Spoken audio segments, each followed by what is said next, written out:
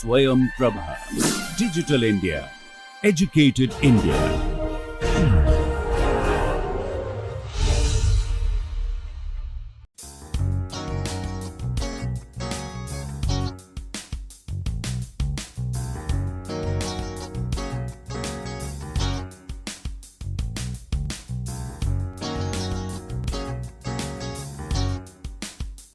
Today, we are going to summarize on whatever we have discussed in this course, which is on chemical and biological thermodynamics, principles to applications.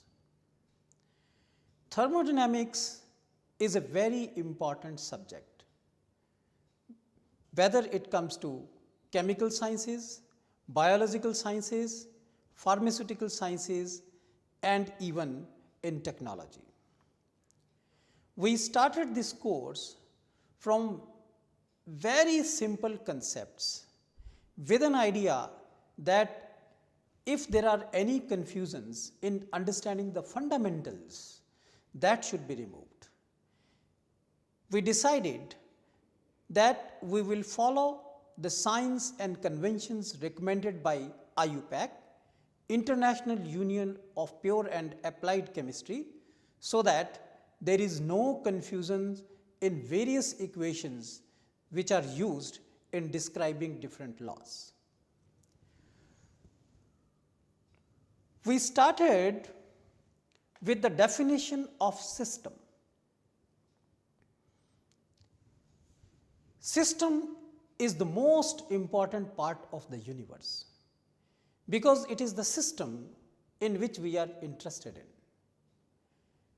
And then we went on describing the various parts of various types of the system: open system, closed system, insulated system. And it is up to the scientist or a technologist to decide how to use the properties of the system. For example, it is the properties of the system which will decide how the system will behave. And also, it is the properties of the system that a technologist will use these properties to come up with the sophisticated instrumentation. So that is why, as commented on this slide, the system was subdivided into different types of the system, and then the types of the system will decide the properties of the system, and the types of the system will also be utilized into developing technological advances which definitely depend upon the properties of the system. So therefore, system has a specific significance when it comes to thermodynamics. It is the system which will decide that how we utilize its properties. After the system, we introduced the concept of surroundings. Let us take a look at the slide. As described over here, surroundings play a very important role when there is a thermal equilibrium between system and surroundings. It is very important how we sense what is going on in the system. The observations can be made directly into the system, and observations can be made in the surroundings also. But if the observations are to be made in the surroundings, then there has to be heat exchange between system and surroundings.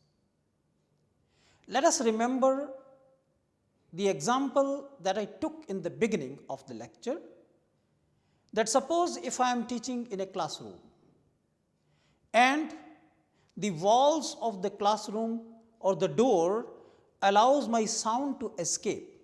That means it is a closed system. The students cannot go out, my voice can go out. Then a person who is standing outside in the corridor can listen to whatever I am teaching. And therefore, that person is a sensor. Whatever activity is going inside the system can be sensed outside, and therefore, the surroundings have a special role to play whenever there is a thermal equilibrium between system and surroundings.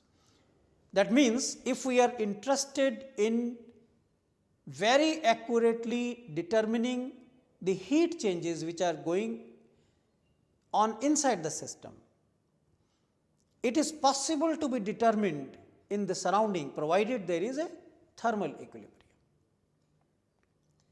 Therefore, surroundings play a very important role. Then we discussed the first law of thermodynamics. All the laws of thermodynamics are based on experimental observations. And based on experimental observations, the first law was put forth, according to which the total energy is conserved. The total energy remains constant, although it can be converted from one form to another. And this was put forward in the form of a mathematical equation that whenever there is a change in internal energy, that changed internal energy is used up in doing something, either in heating up the system or by doing work on the system. And that is what is represented in this slide, that the total energy of the system is conserved, total energy is conserved. And this, any change in the internal energy is the total energy of the system added up in all the forms. The change in internal energy can be used up either in heat or by doing work, and that was the first law of thermodynamics. And after that, we went on discussing the second and third law of thermodynamics. Second and third law of thermodynamics have a special significance, because second law, which introduces the entropy, is connected with the spontaneity of a process. Remember, we took an example of throwing a ball on the ground. If I just throw a ball on the ground after a special bounces, it comes to rest. No work needed to be done in that case, because when you just release a ball, it's a spontaneous process, no work is done.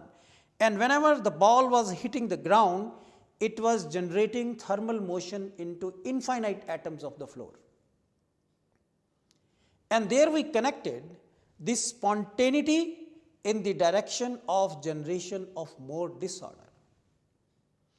And therefore, this disorder is connected to entropy. That is why the changes in entropy play a significant role in deciding whether a given process will be spontaneous or not. Let us take a look at the slide. In the second law, we introduced the concept of entropy and connected the spontaneity of a process in the direction of generating more disorder. We further went on discussing the criteria of spontaneity.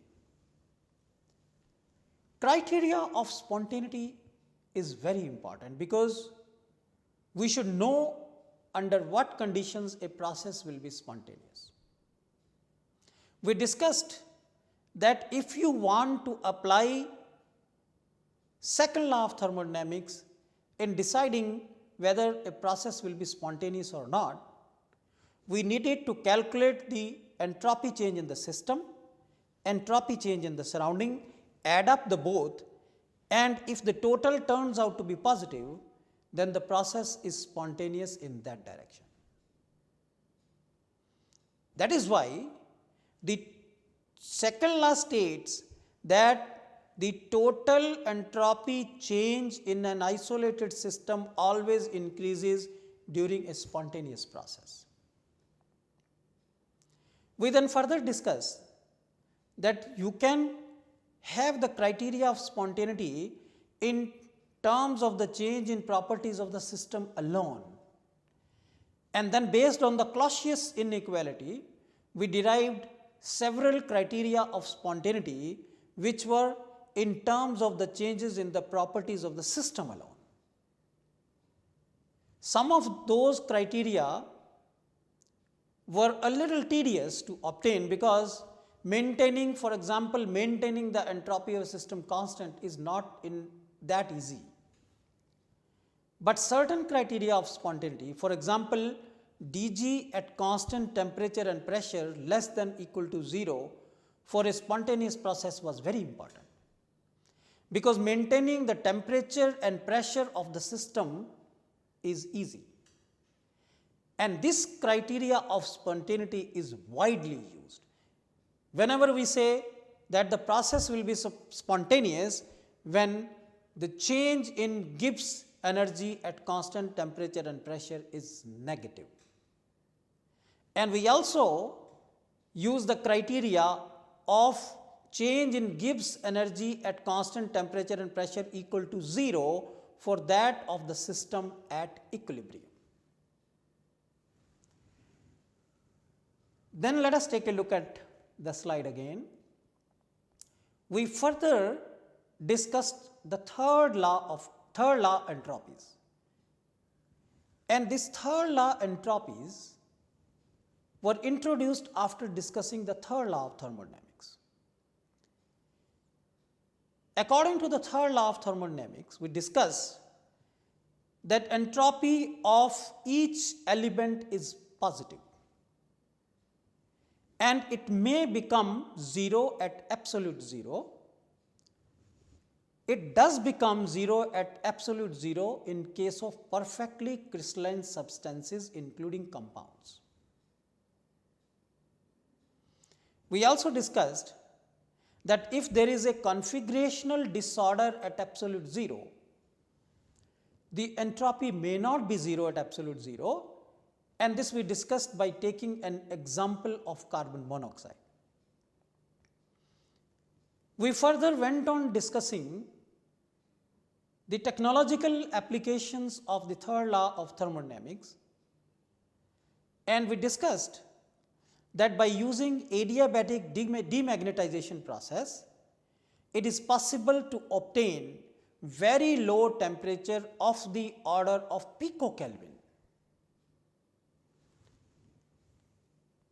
We further went on discussing how to measure entropies, measurement of entropies. Measurement of entropies is possible by using calorimetry. We took an example of finding out or determining the entropy of a substance A in the gaseous form at any general temperature. There we discussed that we need to make measurements from absolute 0. We need to account for all the phase changes. And then we discussed that it is not possible to make measurements at absolute 0 because it is not possible to arrive at that temperature. And that brought in discussion on d by third power law. And as I discussed earlier, we did focus on the technological applications of the second and third law of thermodynamics. Then we discussed Gibbs energy G, Helmholtz energy A,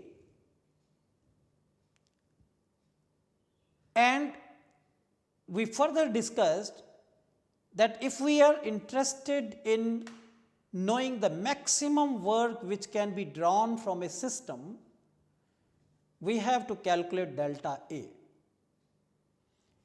And if we are interested in knowing the maximum known pressure volume work, then we have to act upon delta G. So this delta A and delta G are very important changes in thermodynamic properties. because we are always interested in knowing how much work we can draw from a system. And if we want to talk about the total work, inclusive of pressure volume or non-pressure volume work, we must always act on A and calculate delta A. And if we are interested in calculating in knowing the non-pressure volume work, which sometimes several books describe as extra work or other work, then we have to calculate delta G. And one such example is electrical work. So therefore, delta A and delta G are very important changes in thermodynamic properties. We also discussed that why delta A is called the change in Helmholtz free energy. We discussed what is free in this free energy. And then we went on discussing the properties of G and A and their connection to volume and entropy. You remember that equation dG is equal to VdP minus SdT that connects the changes in J, and we also discussed the equation for dA so that the changes in G and A can be connected to other important thermodynamic properties.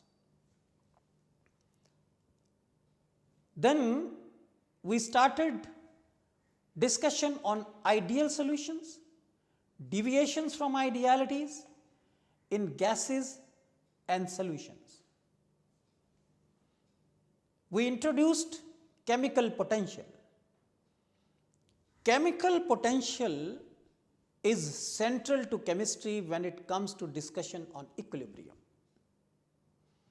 So any advanced discussion in physical chemistry when it comes to equilibria should be done in terms of chemical potential. Then we started discussion on fugacity and activity. Why fugacity and activity are important to discuss? We discussed what is an ideal gas, we discussed what is an ideal solution.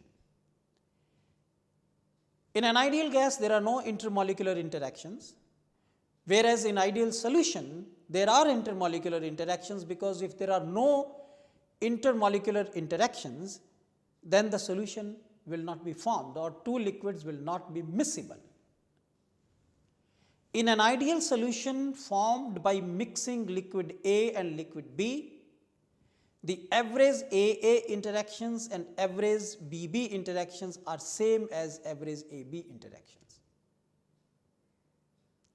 We also know that most of the systems do not follow ideal behavior. The difference in intermolecular interactions in solutions or the intermolecular interactions in gases bring in non-ideality. And in order to account for non-ideality, in gases, fugacity was introduced. Fugacity is effective pressure or escaping tendency of the gas molecules. And then we discussed activity. Activity we discussed as effective concentration. And that brought in a discussion on the fugacity coefficient or the activity coefficient. The fugacity coefficient or activity coefficient capture the deviation or the extent of deviation from ideality. All the deviations from ideality are captured by the activity coefficient.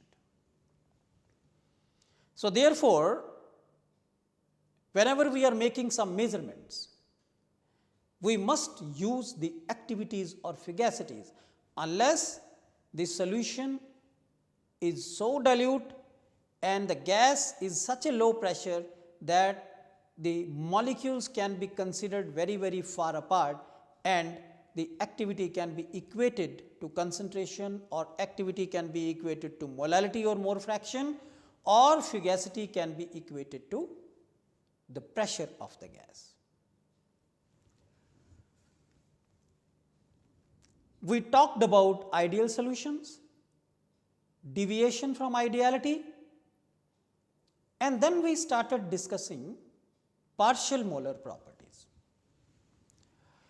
In fact, chemical potential itself is a partial molar property, because chemical potential is change in Gibbs energy when 1 mole of a substance is added at constant pressure and temperature, keeping the other components at same concentration. And we also discussed partial molar volume and partial molar adiabatic compressibility. For example, partial molar volume is an extremely important thermodynamic properties, is a very important thermodynamic properties if we are interested in understanding intermolecular interactions. Because volume not only depends upon the mass and density, the volume also depends how a substance interacts with other components in a mixture. For example, if we are talking about an aqueous solution, and then when we add a substance into water, how it affects the structure of water will very much decide the partial molar volume of that substance in aqueous solution. And the partial molar volume of transfer from water to mixed aqueous solution can tell us about the nature of intermolecular interactions operating in that system. And therefore, the partial molar properties play a very important role when it comes to an understanding the intermolecular interactions operating in solutions. And then we discussed heat capacity and its applications. We discussed that heat capacity is a very important connector between various thermodynamic properties from one temperature to another temperature. Not only an important connector, but also heat capacity is an indicator of the strength of a system. Because if a system is very strong, then its heat capacity will be more. And if the system is very soft, its heat capacity will be less. And therefore, this property can be used in discussing about the strength of a system. We went on discussing chemical equilibrium constant, which is very important in discussing the optimization of a process. And we further went on discussing the applications of equilibrium constant, its role in chemical and biological processes. Equilibrium constant is very important thermodynamic property, because equilibrium constant decides the yield in a reaction. It is not just a number, but it gives important information on how much the product is formed. It also gives information on how a ligand interacts with a protein and how the ligands interact in biological systems, under what conditions, and it has played an important role in rational drug design, as we discussed in several chapters. We further went on discussing biological standard states and pH. Later on, we switched over to thermodynamics in systems of biological interest, specifically with a focus on protein folding, protein ligand interactions, protein solvent interactions, and enzyme catalyzed interactions. Protein folding, which is how a primary sequence of amino acid takes up a unique three-dimensional functional form of a protein, is called the protein folding problem. We discussed how thermodynamics is important in this process and how the use of calorimetry has given important information on the forces which hold the protein, three-dimensional structure of the protein intact. We also discussed how thermodynamics is important in protein ligand interactions, protein solvent interactions, and enzyme catalyzed reactions. Let us take a look at the slide. We discussed that more than 50 years we have spent in addressing the protein folding problem, and still we do not have an answer to why a unique three-dimensional fold is obtained from a given primary sequence. Although the computational chemists claim that they can give the folding code for small peptides, but for larger proteins we do not have the protein folding code. And that is why now still there is a need for experimental evidences for the funnel model, which is used as one of the best model to describe protein folding problem. And thermodynamics plays a very significant role in this, because a minimum energy configuration is what is the final fold of a protein. At length we discussed the ultra sensitive microcalorimetry, its use in protein folding, nucleic acid melting, which is differential scanning calorimetry has played an important role in this, and ligand macromolecule or macromolecular interactions we discussed with the use of isothermal titration calorimetry. And the aim was demonstration of versatility and power of microcalorimetry in elucidating biologically important processes. We discussed the principle of differential scanning calorimetry and the applications of differential scanning calorimetry in the area of protein folding, pharmaceutical sciences, and many other areas.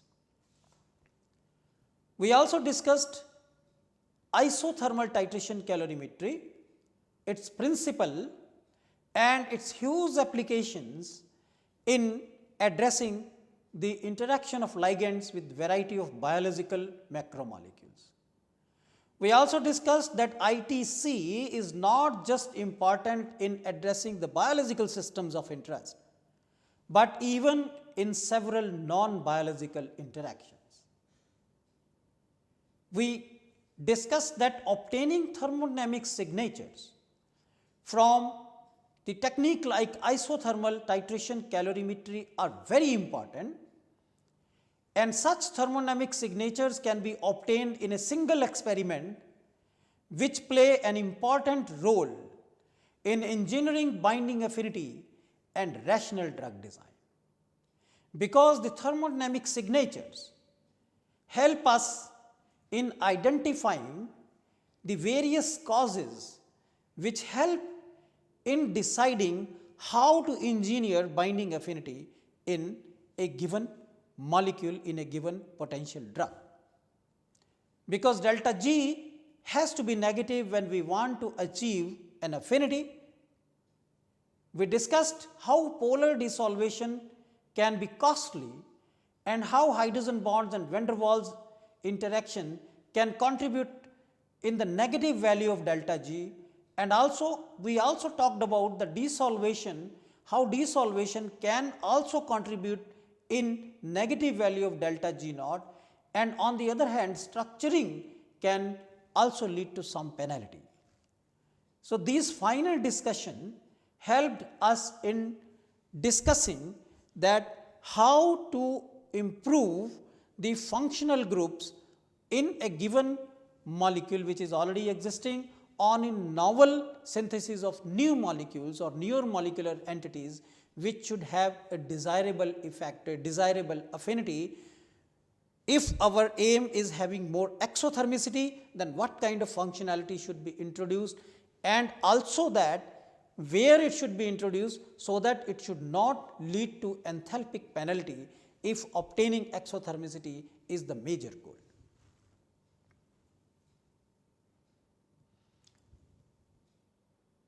We further went on discussing that if the binding is very, very tight and beyond the determination by isothermal titration calorimetry or other equilibrium methods, then differential scanning calorimetry can be used in estimating the ligand binding constant or affinity constant associated with the ligand binding of the order of 10 raised to the power 20 or higher, 10 raised to the power 20, 10 raised to the power 30, 10 raised to the power 40 or even higher. And we discussed how differential scanning calorimetry can be helpful in addressing the thermodynamics of the process from folding unfolding to ligand binding. Not only in addressing the thermodynamics of a process, we further discussed that isothermal titration calorimetry is very important in determination of the kinetics of the reaction.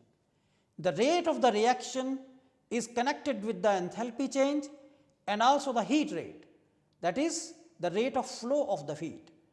And from the isothermal titration calorimetric measurements, it is possible to address the kinetics of the reaction.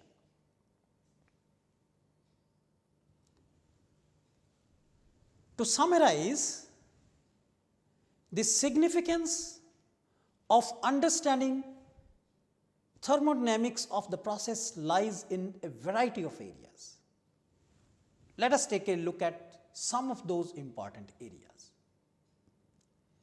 Chemical sciences, biological sciences, pharmaceutical sciences, chemical industry, pharmaceutical industry, and research in chemical and pharmaceutical sciences.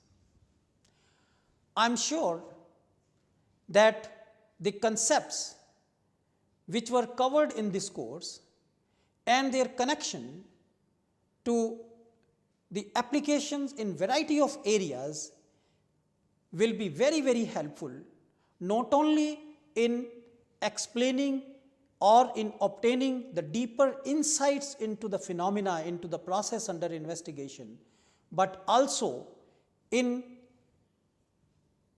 various types of industries, in various industries such as chemical industry, pharmaceutical industry, specifically when we talk about the rational drug design. As listed in this slide, that from chemical sciences to biological sciences to pharmaceutical sciences, chemical industry, pharmaceutical industry, the deeper understanding of thermodynamics will very, very be helpful in all of these areas, including research in chemical, biological, and pharmaceutical sciences. Wish you all the best, and thank you very much.